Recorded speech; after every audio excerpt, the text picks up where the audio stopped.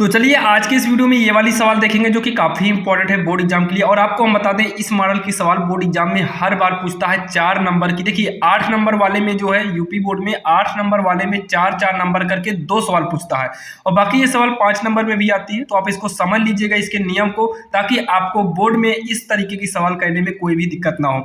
जैसे यहाँ tan cot दिया है, कभी कभी क्या करता है कि कॉट यहाँ पर tan कर देता है। तो आप इसके नियम को सीखिएगा। सबसे पहले हम यहाँ पर लिखेंगे माना आई बराबर, आई का मतलब होता है इंटीग्रेशन होता है, यानी कि समाकलन ही होगा। तो आई बराबर यही पूरा लिख लेना है, 0 से लेकर π/2 है और रूट के अंदर tan x बटे में रूट के अंदर tan x प्लस का रूट के अंदर cot x है dx।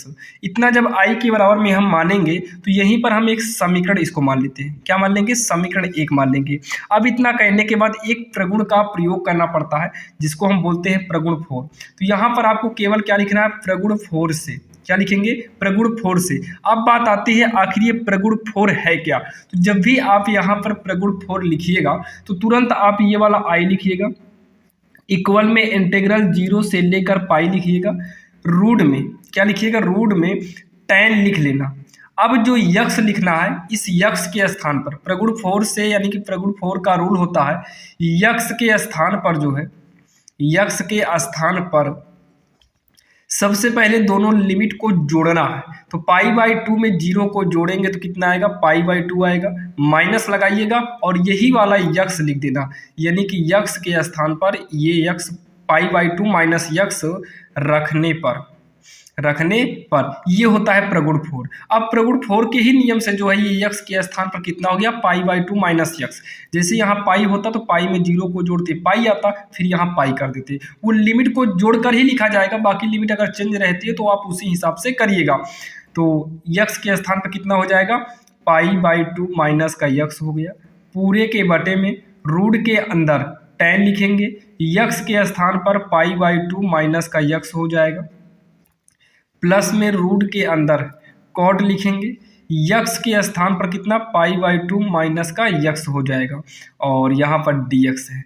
अब आगे सॉल्व करेंगे तो i बराबर होगा इंटीग्रल 0 से लेकर π/2 है, π/2 है तो रूट के अंदर tan π/2 का मतलब 90 होता है, tan 90 माइनस थीटा बराबर होता है कॉट थीटा। क्या हो जाता है? कॉट थीटा, यानी कि कॉट यक्स है तो यक्स। सीधा आप समझिए tan π/2 माइनस यक्स जो है कॉट में बदल जाएगा, ये वाला भी tan कॉट में चेंज हो जाएगा और काट जो है ये tan में चेंज हो जाएगा। तो ये वाला भी किस में आ जाएगा? कॉट यक्स में चेंज हो जाएगा, प्लस का ये चेंज हो जाएगा tan यक्स में, तो tan यक्स यहाँ पर dx करेंगे और इसे हम मान लेंगे समीकरण 2। क्या मानेंगे? समीकरण 2। अब जो है समीकरण 1 और समीकरण 2 को हमें क्या करना है? जोड़ लेना है। तो यहाँ पर लिखेंगे समीकरण 1 व समीकरण 2 को जोड़ने पर। क्या करेंगे? समीकरण 1 व समीकरण 2 को जोड़ने पर जब हम समीकरण 1 और 2 जोड़ेंगे तो इक्वल के पहले i है और ये समीकरण 1 वाला देखना है और समीकरण 2 वाला देखना है। तो i को i में जोड़ेंगे तो कितना हो जाएगा? i plus i। पहले आप लिखिएगा i प्लस i, फिर इंटीग्रल लिखना 0 से π/2 लिखिएगा। पहले समीकरण 1 वाला लिख लेना है, ये अंदर जितना भी है। तो यहाँ पर लिख लेंगे रूट का tan x अपान में, नीचे का आपको नहीं दिखेगा, यही वाला लिख रहे हैं, तो रूट का tan x प्लस में रूट का cot x। इतना लिखने के बाद प्लस लगाइएगा, जोड़ना है तो ये वाला हो गया। अब लिखेंगे हम नीचे ये वाला। जब इसे लिखेंगे, देखिए इंटीग्रल दोनों का सेम था तो इंटीग्रल एक ही बार लिखेंगे, या फिर लिख लीजिए पूरा ही 0 से लेकर π/2 रूट में cot x बटे का हो जाएगा रूट में cot x प्लस में रूट का tan x dx। ये हो गया। अब जो है i को जोड़ दो तो 2i हो जाएगा। देखिए दोनों का इंटीग्रल सेम है तो इंटीग्रल एक ही बार लिखेंगे π/2 और ऊपर है रूट का tan x अपान में रूट का tan x plus root cot x। ये हो गया, प्लस लगाएंगे, इंटीग्रल एक ही बार लिखेंगे, ये दोनों लिख लेते हैं, या फिर दोनों में मिल रहा तो इंटीग्रल कॉमन ले लीजिए। बाकी दोनों तरफ से आप करेंगे तो आपका यही होगा। तो पहले रूट cot x लिखते हैं ऊपर, रूट में cot x अपान, देखिए यहाँ tan cot है, यहाँ पर cot tan है, तो प्लस है तो आगे पीछे कर दीजिए। तो tan को पहले कर देते हैं और ये कॉट एक्स को हम क्या कर देते हैं, पीछे कर देते हैं, कॉट एक्स को पीछे कर देंगे। और यहाँ पर एक ब्रैकेट आप जरूर लगाइएगा क्योंकि दोनों में से इंटीग्रल को एक कर दिए, साइड किए हैं। अब इतना तो आपके समझ में आया होगा। यहाँ पर लिखेंगे 2y इक्वल 0 से लेकर π/2। देखिए दोनों का हर सेम है, तो दोनों का हर जब सेम है तो इसी में से एक लघुत्तम ले लेंगे, रूट का tan x प्लस में रूट का कॉट एक्स, ये हो गया।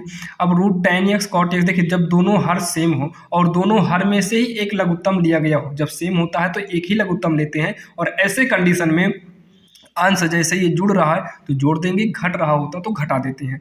तो रूट tan x है प्लस है, फिर अगला क्या है, रूट का कॉट एक्स है, यहाँ पर जो है dx लगा देंगे। इतना आपके समझ में आया होगा। अब अगर आप देखिए तो ये root tan x plus cot x ये पूरा का पूरा से मिल रहा है, मतलब ये पूरा इस पूरे से क्या हो जाएगा, कट जाएगा क्योंकि दोनों सेम है। तो ये हो जाएगा 2y इक्वल में 0 से लेकर π/2, ये कट कर कितना आया, 1 आएगा। जब दोनों कट ही गया तो एक बार में कटेगा तो 1/1 आएगा, और 1/1 को हम क्या लिखेंगे, 1 लिख देंगे। उसके बाद ये हो जाएगा 2y, यक्स का जो समाकलन होता है वो यक्स करें, एक का जो समाकलन होता है वो यक्स होता है। देखिए एक का समाकलन कितना हो गया, यक्स हो गया। यहाँ पर लिमिट ऐसे करेंगे, देखिए ब्रैकेट लगाने के बाद नीचे की लिमिट 0 और ऊपर की लिमिट π/2 ऐसे ही लिख देंगे। ध्यान दीजिएगा, लिमिट रखने में दिक्कत मत करिएगा, अन्यथा आपका आंसर जो है नहीं मिलेगा, यानी कि गलत हो सकती है। तो लिमिट को आप सही रखिएगा। तो यहाँ पर करेंगे 2i। लिमिट यूज कैसे करते हैं, ध्यान सुनिएगा। सबसे पहले जो ये यक्स है, इसी यक्स के स्थान पर π/2 करेंगे, तो यक्स के स्थान पर ही π/2 किए, बीच में माइनस लगाना पड़ता है, बीच में माइनस को लगाना पड़ता है। अब उसके बाद ये 0, देखिए पहले यक्स के स्थान पर इतना रख दिए, फिर अब यक्स के स्थान पर 0 कर देंगे, तो हो जाएगा 2i बराबर π/2 में 0 को घटाएंगे तो कितना आएगा, π/2 आएगा। i बराबर हो जाएगा π/2, 2 का पक्षांतर करेंगे इधर बटे में आएगा, तो i बराबर हो जाएगा पाई का नम पाई, 2 दूनी हो जाएगा 4, ये हो गया π/4, और यही इसका जो है आंसर हो जाएगा। जो कि ये वाली सवाल आपके समझ में आ गई होगी। बाकी आप डायरेक्टली 2 दूनी 4 कर सकते थे, यही इसका आंसर आएगा। कभी कभी क्या होता है कि यही इक्वल में इसी सवाल के बराबर में π/4 देकर हमसे कहता है सिद्ध कीजिए, इसके बराबर में π/4 देकर हमसे पूछता है कि सिद्ध करिए। तो आशा करता हूँ ये वाली सवाल आपकी समझ में आ गई होगी। अब यहाँ पर साइन कॉस कर दे या कुछ भी कर दे तो आप आसानी से कर सकते हैं। और आपके लिए जो नया बैच है हमने चालू कर दिए हैं, इंपॉर्टेंट क्वेश्चन के लिए भी आपको जो है RSL जिस चैनल पर देख रहे हैं, राजेंद्र पटेल मैथ नाम से चैनल है, आपको यहाँ पर जो है इंपॉर्टेंट क्वेश्चन मिल जाएंगे।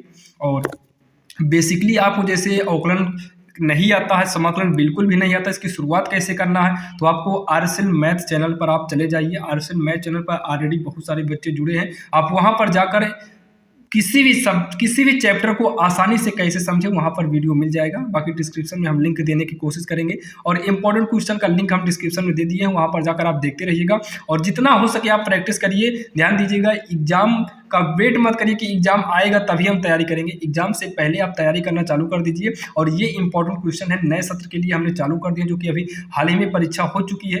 अब आपको तैयारी करना है, जो नए बच्चे हैं आप लोग मेहनत करते रहिएगा और कोशिश करिएगा, इस बार तो परसेंटेज आपका अच्छा बनेगा ही बनेगा।